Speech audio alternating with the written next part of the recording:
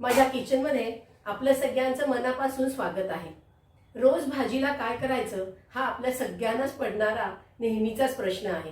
त्याच भाज्या खाऊन खरंच खूप कंटाळा येतो। याला पर्याय म्हणून आज आपण एक पारंपरिक असं गोळ्याचं सांबार कसं करायचं हे बघणार आहोत। हे करायला पण अगदी सोपं आहे, पटकन होणार आहे।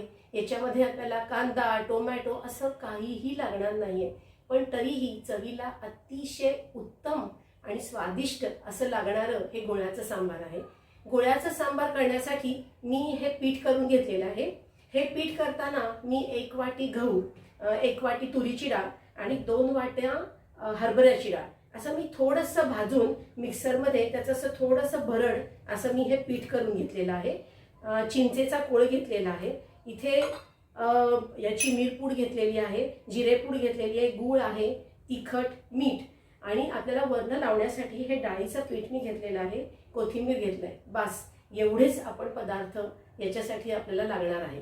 तर चला तर मग पहिल्यांदा आपण हे गोळे कसे करायचे हे ते करूया। आता मला जेवढं लागणार आहे तेवढंच मी साधारणपणे 10 ते 15 गोळे होतील असं मी पीठ घेणार आहे। हे पीठ तुम्ही करूनही ठेवू शकता, आतमध्ये मिक्सरमध्ये काढून तुम्ही फ्रीजमध्ये ठेवू शकता। हे अजिबात खराब होत नाही, तुम्हाला पाहिजे तेव्हा तुम्ही हे काढू शकता। आता मी हे जवळपास 4 ते 5 चमचे मी हे पीठ घेतलेलं आहे। यामध्ये मी थोडंसं तिखट घालते, तिखट, मीठ, मिरेपूड किंवा जिरेपूड ह्या ज्या काही सगळ्या गोष्टी आहेत त्या तुम्ही तुमच्या आवडीप्रमाणे किंवा तुम्हाला कितपत तिखट लागते या पद्धतीने तुम्ही घेऊ शकता। मी याच्यामध्ये थोडंसं तिखट घेते, जिरेपूड, मिरेपूड, कोथिंबीर घेतली, याच्यामध्ये आपण थोडंसं मोहन घालणार आहोत आणि हे सगळं आपण घट्ट भिजवून घेणार आहोत।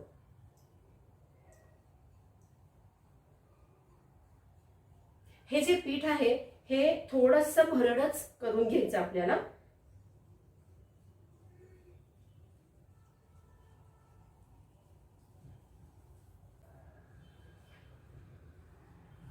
मीठ घालायचं राहिलंय, मीठ घालते थोडंसं।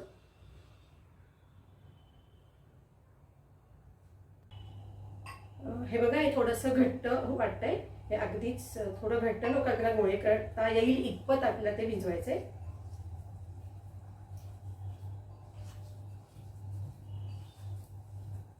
अशी मी मोहन म्हटलं तर आपल्याला कच्चं तेलच घालायचंय, गरम तेल त्याच्यामध्ये घालायचं नाहीये।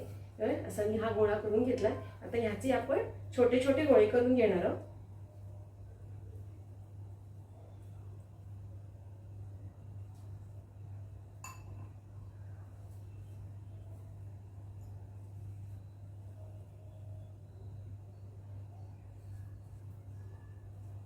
आपण हे तळणार वगैरे अजिबात नाहीये, त्याच्यामुळे डाएट करणाऱ्या लोकांना सुद्धा हे खूप चांगला पर्याय आहे। याच्यामध्ये कुठल्याही प्रकारचे आपण एक्स्ट्रा इन्ग्रेडियंट्स वापरणार नाहीये, तर आपण खूप तळून घेणार नाहीये। हे अत्यंत पारंपरिक पद्धतीने गोळ्याचा सांबार आपण करणार आहोत। आपण जे 4 चमचे पीठ घेतलेलं होतं तरी पण त्याच्यामध्ये हे 18 गोळे झालेले आहेत। म्हणजे त्याप्रमाणे तुम्ही अंदाज घेऊ शकता घरची लोक किती आहेत जेवणारी। आता आपण हे करण्यासाठी पहिल्यांदा पाणी गरम करणार आहोत।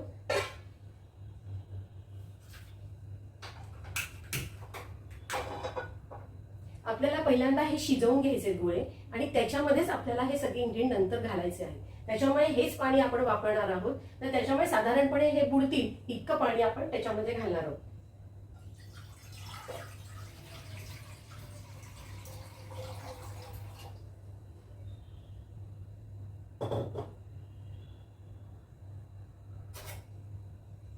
पाण्याला उकळी येण्यासाठी मी झाकण ठेवते। पाण्याला उकळी येण्यासाठी आपण ठेवलेलं होतं, पाणी गरम झालंय का ते बघूया। पाण्याला छान उकळी आली आहे। आता आपण हे जे गोळे करून ठेवलेले आहेत ते आपण ह्याच्यामध्ये घालणार आहोत। हे आपल्याला ह्या पाण्यामध्ये शिजवून घ्यायचे।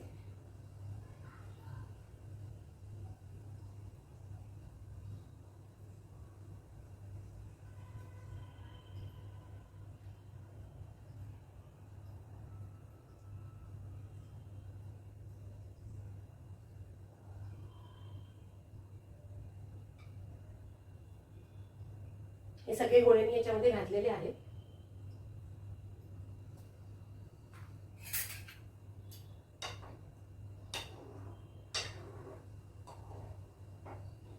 आणि ह्याला याच्यामध्ये आपण थोडंसं मीठ घालणार आहोत, अगदी थोडंसं. नंतर आपण परत मीठ घालणारच आहोत, पण हे थोडंसं आपण मीठ घालतो याच्यामध्ये.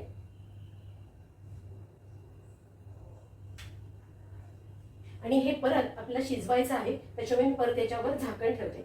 हे शिजले हे कसं समजायचं, तर आपण एक थोडासा चमचा त्याच्यामध्ये घालून बघायचा. त्याच्यावरचं जे आवरण आहे ते टणक व्हायला पाहिजे, इतपत ते आपल्याला शिजवून घ्यायचंय. हे मी झाकण ठेवते, आपल्याला एक 5 मिनिटात ते शिजेल. 5 ते 10 मिनिटामध्ये ते आपण शिजवून घेऊया. 10 मिनिटं, जवळपास 5-10 मिनिटं झालेली आहेत. तुम्हाला दाखवते. हे बघा, हे थोडेसे ना मोठे व्हायला लागतात, तसे फुगायला लागतात. ते झाले की समजायचं की हे झालेले आहेत. त्यातूनही मी तुम्हाला दाखवते की हे कच्चे पण राहता कामा नयेत, पण खूप असे शिजता पण कामा नयेत. हे बघा, तुम्ही जर हा फोक घेतला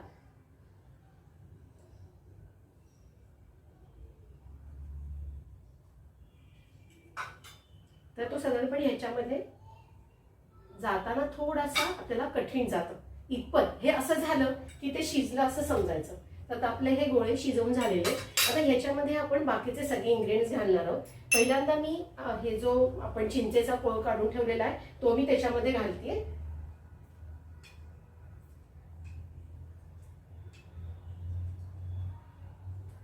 चार ते 5 चमचे मी चिंचेचा कोळ घातलेला आहे. त्याच्यामध्ये आपल्याला गूळ घालायचा आहे. चिंच घातलेली असल्यामुळे आपल्याला गूळ हा मस्ट आहे, हा घालायलाच लागेल आपल्याला. आम्ही गूळ घातलाय. खूप घरचे सगळे इन्ग्रेडियंट्स आहेत, आपल्याला बाहेरनं काही आणावं लागत नाही. नंतर मी तिखट घालते. तुमच्या आवडीप्रमाणे, चॉईस प्रमाणे तुम्ही तिखट घालू शकता.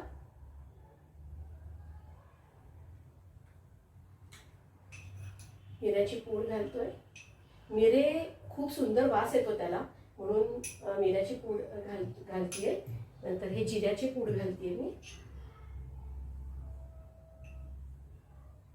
आणि सर्वात शेवटी आपण हे मीठ घालतोय. मीठ आपण जरा बघून घालायला लागेल, कारण आपण गोळे करताना सुद्धा त्याच्यामध्ये मीठ घातलेलं आहे, नंतर पाण्यामध्ये मीठ घातलेलं आहे. तर थोडंसं बघून त्याप्रमाणे तुम्ही मीठ घाला. आता याला थोडासा जाड असं एक थिकनेस येण्यासाठी आपण डाळीचं पीठ त्याला लावणार आहोत. तर मी साधारणपणे हे 2 चमचे मी डाळीचं पीठ घेते, किंवा 3 चमचे मी डाळीचं पीठ घेते. याच्यामध्ये आपण पाणी घालून ते मिक्स करणार आहोत.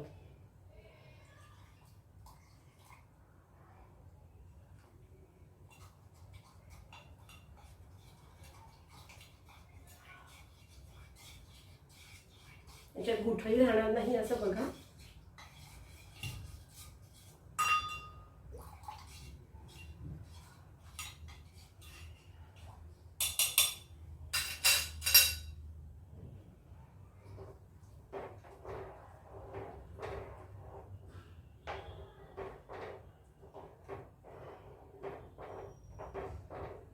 आणि आपण पिठलं करताना जसं डाळीचं पीठ शिजवून देतो, तसं हे आपण वरनं डाळीचं पीठ घातलेलं आहे, त्याच्यामुळे ते आपण शिजू द्यायचं.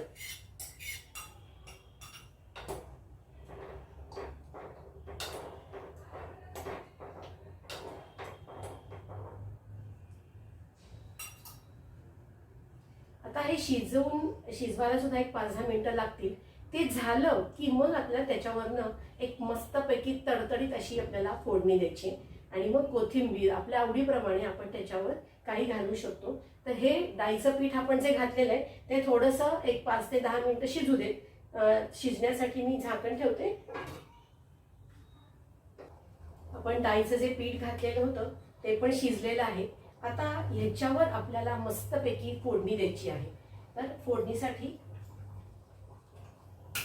आपण नेहमी जशी फोडणी करतो तशीच आपल्याला करायची.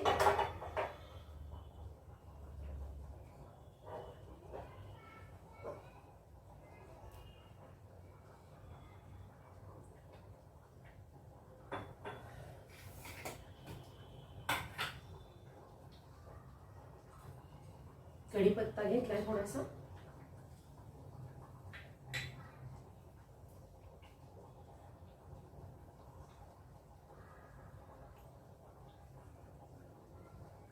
याचा घट्टपणा जो आहे तो तुम्ही तुमच्या आवडीप्रमाणे ठेवा. खूप पातळ नको, कारण आपल्याला पोळी बरोबर किंवा याच्यावर भाकरी पण खूप सुंदर लागते. तर त्याप्रमाणे आपल्याला खाता येईल इतपत ह्याचा जो पातळ आहे तो त्याप्रमाणे ठेवायचे आपल्याला.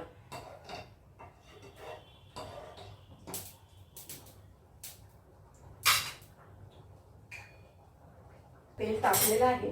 तेल जरा थोडंसं जास्त घाला, पण आपण आधी अजिबातच तेल वापरलेलं नाहीये. तर आपण मोहरी घालूया, जिरं, हिंग आणि हळद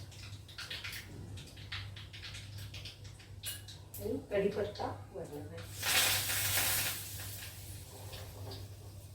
छान वरण सणसणीत फोडणी द्यायची आपल्याला.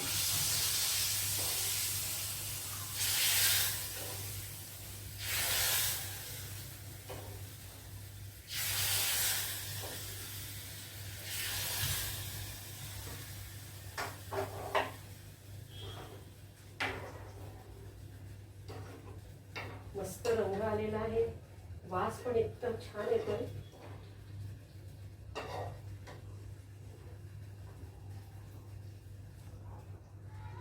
असं हे बघा इतकं सुंदर दिसतंय. असे गुळाचा सांबार आपलं तयार झालेलं आहे. आता आपण हे काढून घेऊया.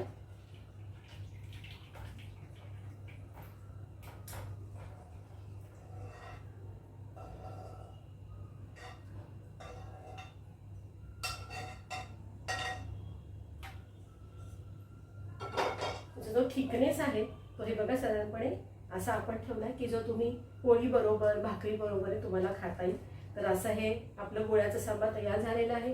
त्याच्यावर तुम्ही आवडीप्रमाणे कोथिंबीर, वाटलं तर तुम्ही ह्याच्यावर ओलं खोबरं सुद्धा घालू शकता, खूप छान लागतं. तर असं हे आपलं गुळाचं सांबार तयार झालेलं आहे. तुम्ही हे नक्की करून बघा, खूप आवडेल तुमच्याकडे, सगळ्यांनाच आवडेल. हे खूप पारंपरिक आहे. तर तुम्ही हे नक्की करून बघा आणि माझ्या या चॅनलला लाईक करा, शेअर करा आणि हो, सबस्क्राईब करायला मात्र अजिबात विसरू नका. चला तर मग परत एकदा भेटूया अशाच एका साध्या सोप्या पारंपरिक पदार्थासह.